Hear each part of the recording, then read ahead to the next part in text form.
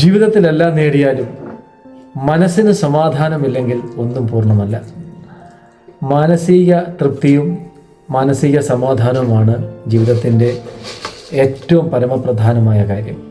പുറത്തുള്ള സാഹചര്യങ്ങൾ നമ്മെ നിയന്ത്രിക്കാനാവില്ല, പക്ഷേ അവയെ എങ്ങനെ സ്വീകരിക്കണം എന്നത് നമ്മുടെ തിരഞ്ഞെടുപ്പാണ്. ആന്തരിക സമാധാനം എന്നത് പ്രശ്നങ്ങളില്ലാത്ത, പ്രതികൂലങ്ങളില്ലാത്ത, ഒരിക്കൽ പോലും വൈതരണികളില്ലാത്ത ജീവിതമല്ല.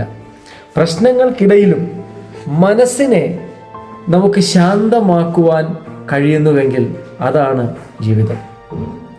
ദിവസേന അല്പം നിശബ്ദരായി നമുക്ക് സമയം മാറ്റിവെക്കുമ്പോൾ നമ്മുടെ ഉള്ളിലെ ആശയക്കുഴപ്പങ്ങളൊക്കെ കുറയുവാൻ കഴിയും.